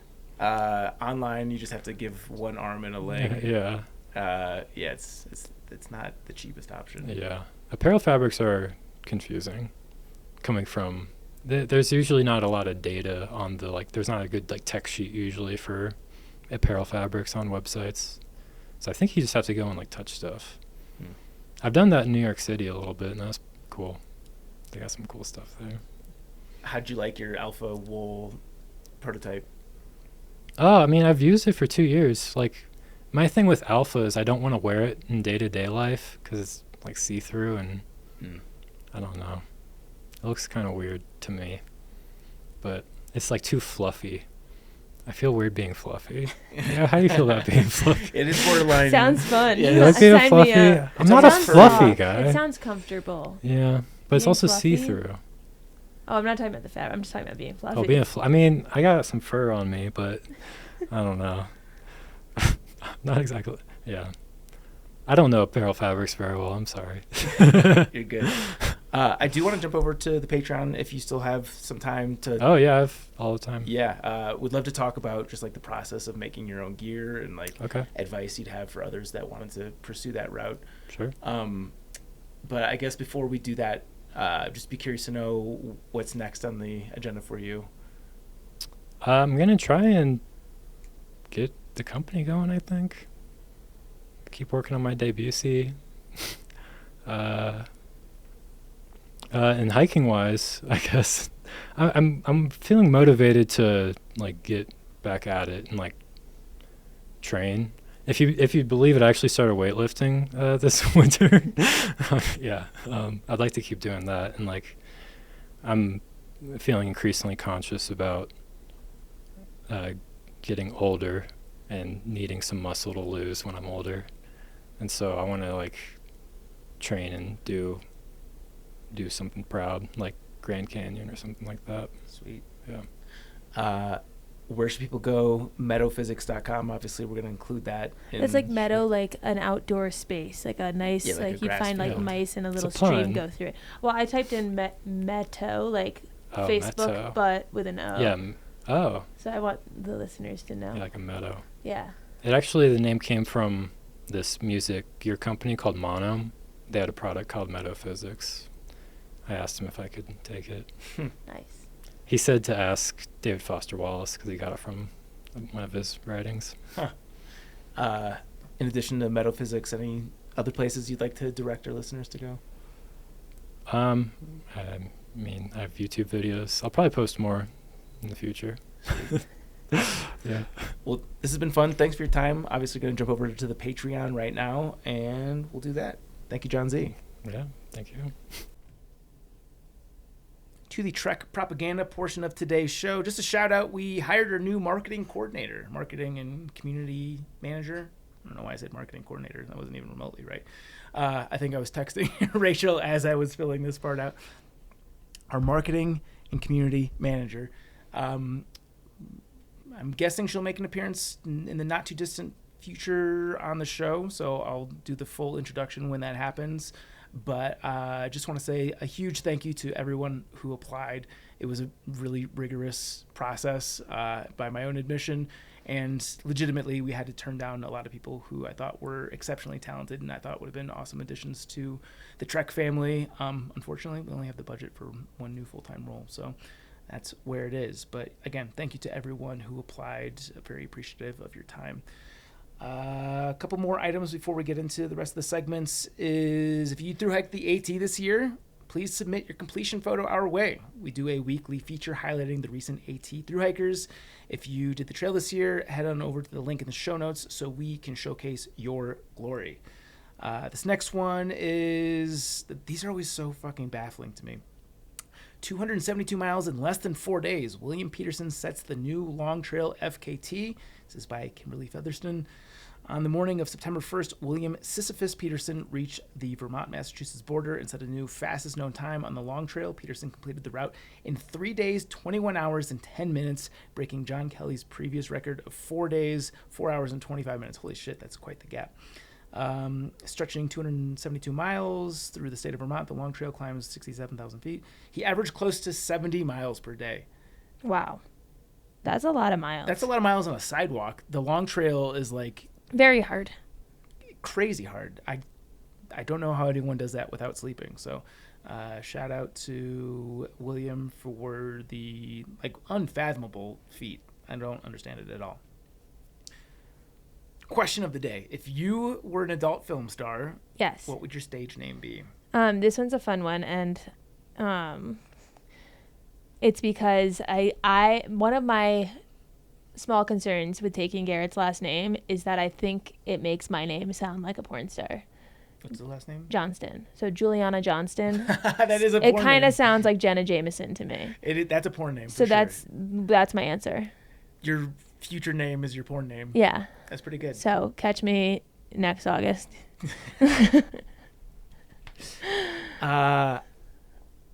For whatever reason, I've thought about this in the past. I've never actually come up with the full name until pressed for this, but I've always known that I would want Rod to be in the name. Oh, okay. I was going to do Ginger Rod. I think that's a little too on the nose. I'm going to go Copper Rod. Oh. Copper Rod. Okay. It sounds kind of dirty. Yeah. It sounds like you might have some STDs. Just saying.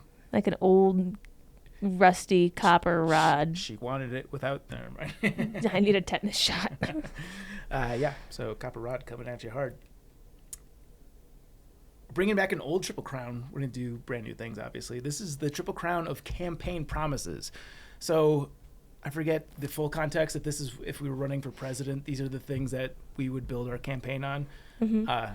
'Tis the season, obviously, and I feel passionate about a lot of things. So I'm ready to go. If you want to go first, sure.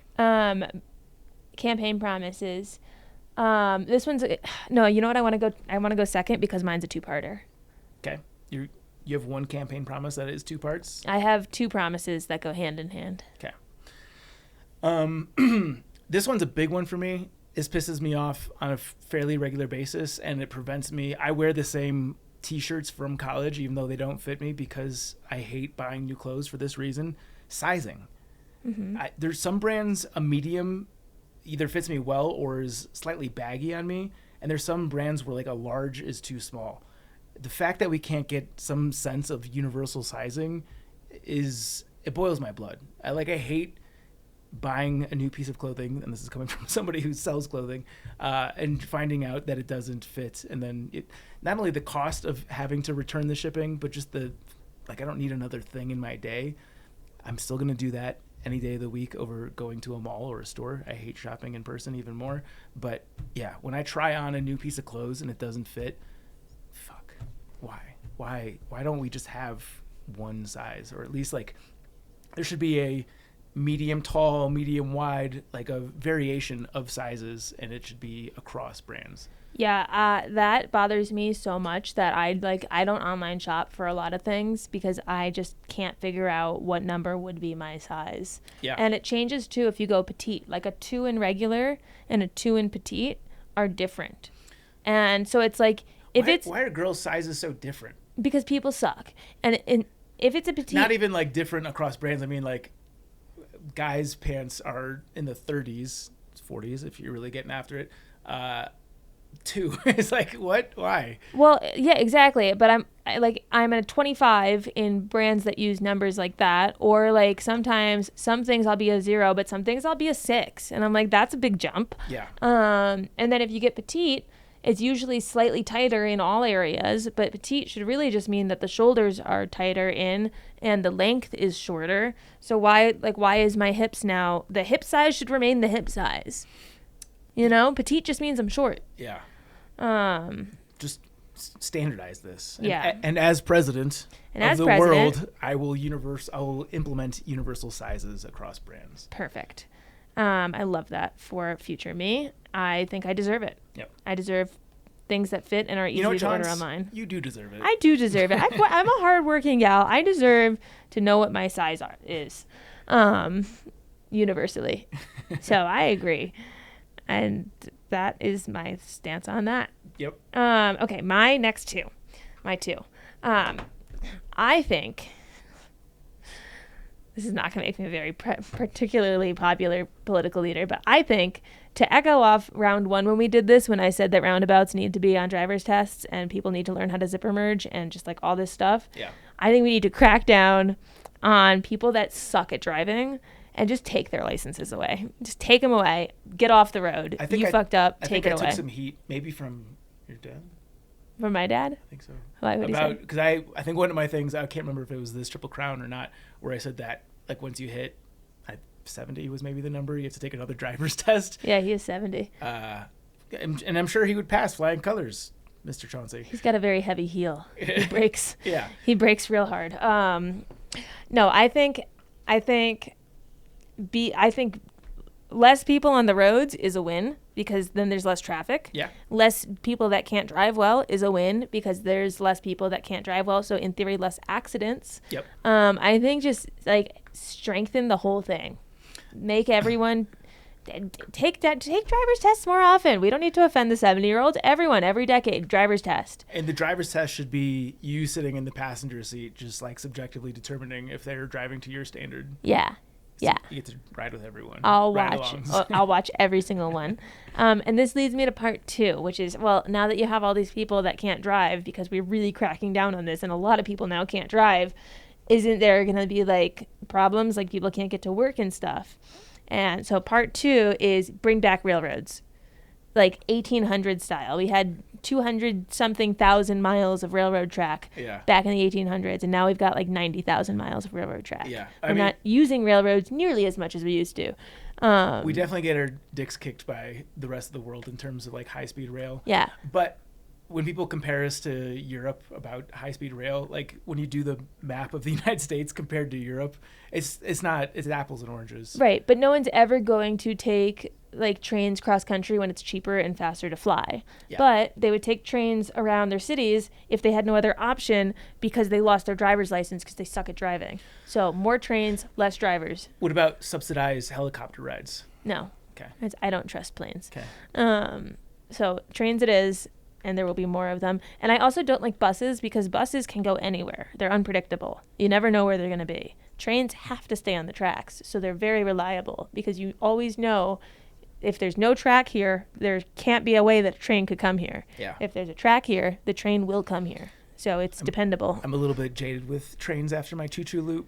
Well, but they go faster in your world. I think if you didn't have a driver's license and that was the only way you could travel, you'd like trains a little more. Sorry, boss. It only took me 4 hours to get to work today. Because I suck at driving and that's my fault. Yeah. I should have been better. I should have been a better driver. Or a helicopter. God damn, I have so many. We're going to have to do a round 3 because I don't even want to use these as honorable mentions. Shit. All right. My next one is, you know how, especially in Europe, they do a good job of having more federal holidays. And I think, like, is it the month of August where nobody works? I think that is in some European countries, yes. Yeah. August, they do not work. In the same vein, I think the U.S. as president should implement a minimum of 5 hangover days per year. Ooh, love that. Where you don't have to make up a lie. You're not sick, although you maybe kind of are.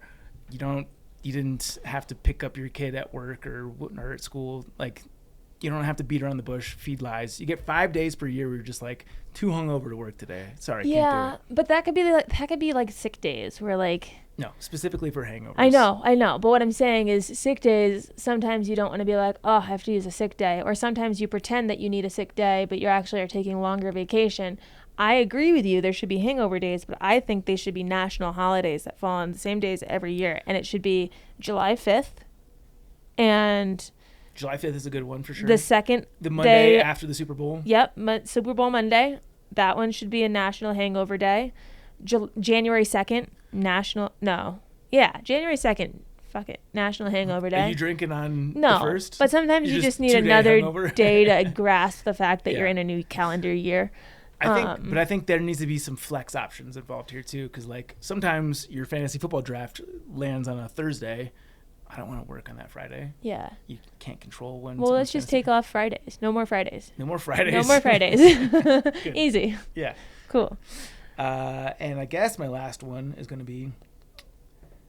I have a traffic one, but we're very traffic heavy.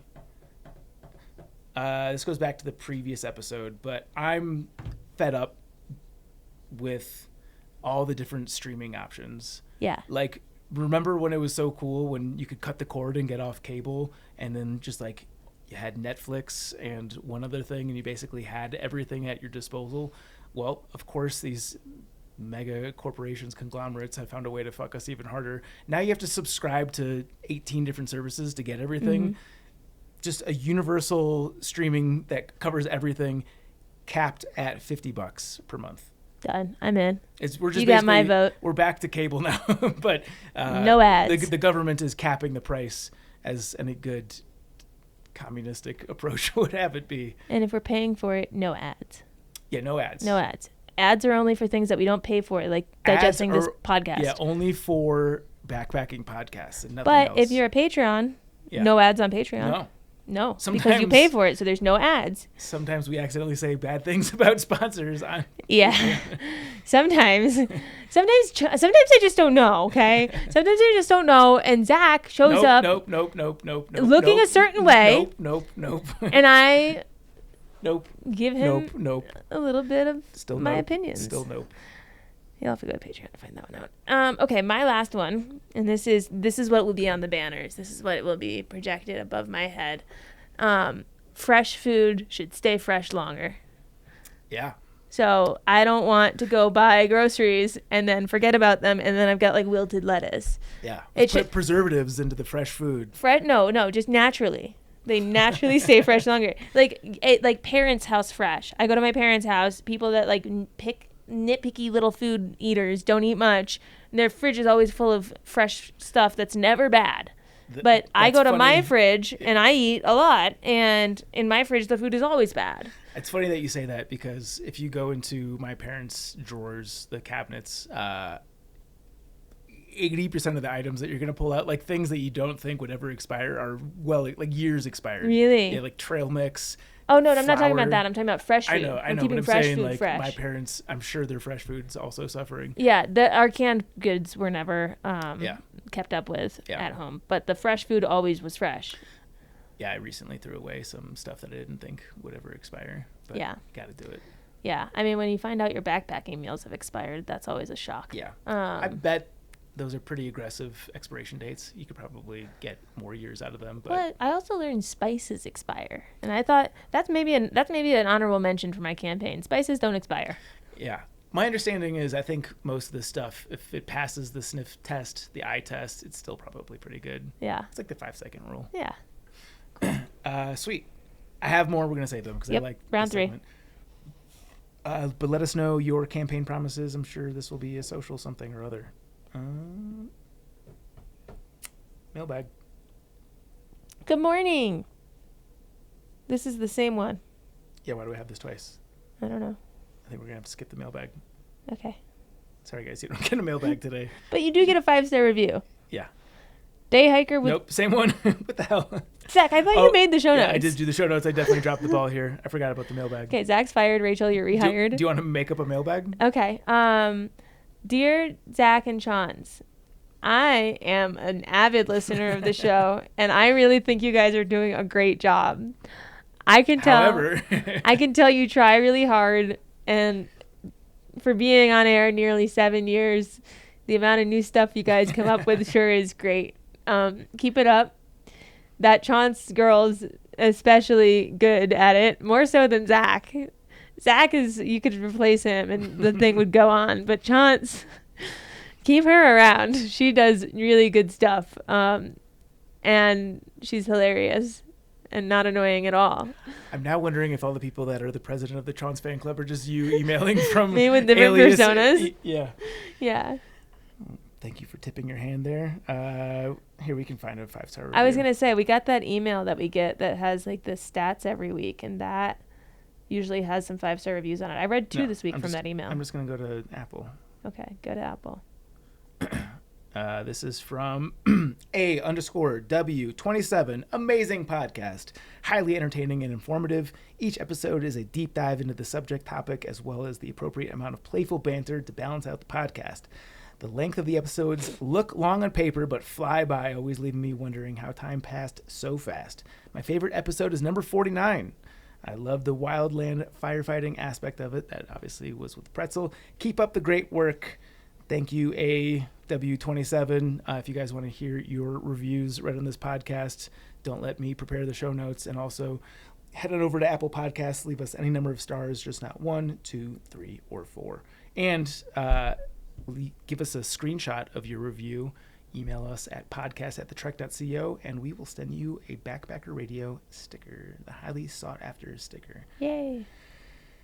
You ready for this? Super big thank you to our Chuck Norris Award No, winners on I'm Patreon. not. Okay, but I'm going to try my best. Sawyer Products, Christopher Marshburn, Austin McDaniel, Andrew, Brad and Blair from 13 Adventures, Brent Stenberg, Patrick Ciancialo, Greg McDaniel. Isn't he the honor to the name? They're both McDaniels. I don't know because it's in a different order. May you also bring honor to your name. I hope you all have honor on your names. I'd never even noticed that we had 2 McDaniels. I didn't know that either.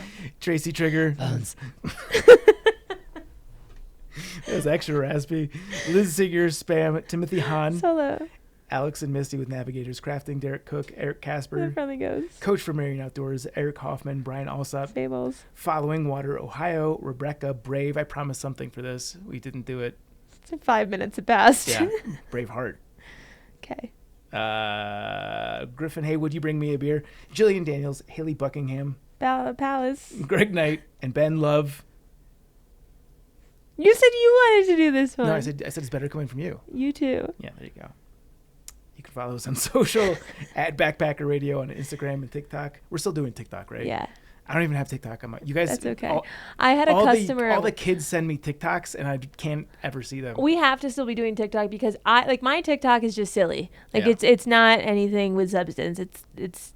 it's like a draft folder that accidentally gets posted. But I had a customer on the phone today be like, by the way, my wife found you on TikTok. And I was like, what? And he was like, yeah, you popped up.